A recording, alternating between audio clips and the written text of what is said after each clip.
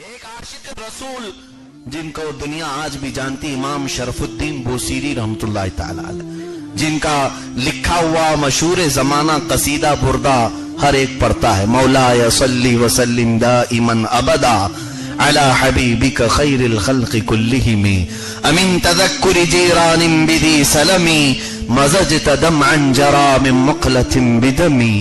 یہ قصیدہ بردہ، قصیدہ کہتے ہیں حضور صلی اللہ تعالی علیہ وسلم کی شان میں جو نعت لکھی جائے۔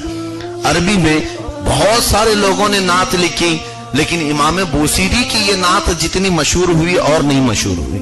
یہ مقبول بارگاہ ہے، اس لیے کہ میں آپ کو بتاتا ہوں اس کا پس منظر کیا ہے، کب انہوں نے لکھا۔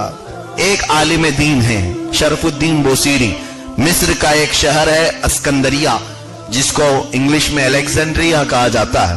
آج بھی دریا کے سمندر کے کنارے یہ بسا ہوا شہر، یہاں پر یہ عالم دین بڑی خدمات انجام دیتے تھے۔ اچانک ایک دن ایسا ہوا کہ آپ کو لقوے کا حملہ آیا، لقوہ مار گیا، بستر پر پڑے رہ گئے، اور ایسی بیماری لگی، حکیموں نے علاج کیا، بہت علاج کیا، علاج سے تھک گئے، لیکن بدن میں کوئی بھی صحت مندی کے آثار نظر نہیں آتے تھے۔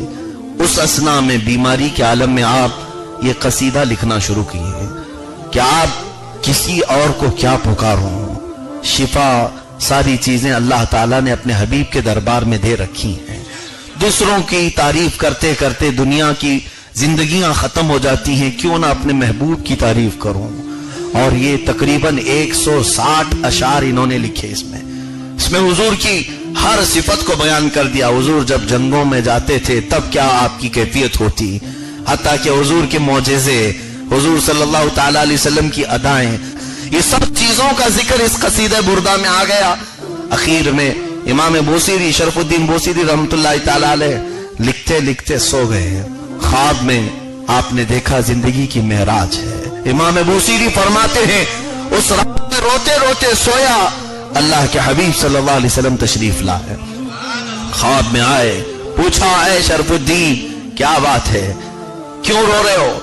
امام بوصیری رحمت اللہ تعالی علیہ عرض کرتے ہیں آقا، بیماریوں نے ایسا جکڑ لیا ہے کہ علاج کرنے تھک چکا اور لوگ بھی میرا ساتھ چھوڑ چکے، اب سوائے آپ کی دستگیری کے میرے پاس کچھ بھی نہیں ہے۔ اللہ کے نبی صلی اللہ علیہ وسلم نے فرمایا اے بوصیری وہ قصیدہ جو تم نے لکھا وہ ذرا سنا تو۔ وہ کہتے ہیں امام بوصیری میں نے پورے اشعار لکھ لیا تھا، لیکن اس کا جو پہلا شعر ہے مولا صلی وسلم دائما ابدا، یہ کمپلیٹ نہیں ہو پا رہا تھا، اس کا دوسرا والا مصرع بنی نہیں پا رہا تھا۔ خواب میں کہتے ہیں میں نے سنایا حضور کو مولا صلی وسلم دائما ابدا، اٹک گیا، مولا صلی وسلم دائما ابدا، پھر اٹک گیا، مجھے نہیں آ رہا تھا آگے کا۔ حضور نے فرمایا آگے کا میری طرف سے علی حبیبک خیر الخلق کلہم ہے۔ اس قصیدے کو اللہ کے حبیب صلی اللہ علیہ وسلم نے پسند فرمایا، اور امام بوصیری فرماتے ہیں میرے جسم پر اللہ کے نبی نے ہاتھ رکھا اور کہا بوصیری تم کھڑے ہو جاؤ اور میرے دین کی خدمت کرو گے۔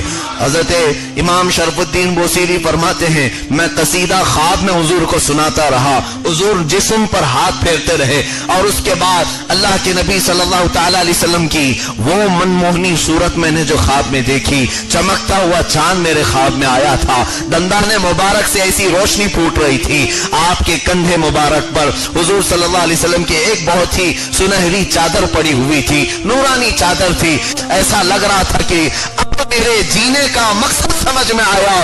انہیں نہ دیکھا تو کس کام کی ہیں یہ آنکھیں، انہیں نہ دیکھا تو کس کام کی ہیں یہ آنکھیں، کہ ہے دیکھنے کی ساری بہار آنکھوں میں، کچھ کر دے میرے کردگار آنکھوں میں، ہمیشہ نقش رہے روئے یار آنکھوں میں۔ یہ عاشقوں نے حضور کی بارگاہ میں اللہ کی بارگاہ میں دعا بھی کی۔ امام بوصیری فرماتے ہیں اور قصیدہ سننے کے بعد اللہ کے نبی صلی اللہ علیہ وسلم نے اپنے کندھے مبارک سے چادر اٹھائی اور کہا اے بوصیری یہ چادر تم اپنے پاس رکھو، یہ میری طرف سے انعام ہے۔ اس کے لکھنے پر چادر کو عربی میں بردہ کہا جاتا ہے۔ امام بوصیری نے قصیدہ لکھا تھا، اس کو بردہ اسی لیے کہتے ہیں کہ انعام میں رسولullah کی چادر ملی تھی۔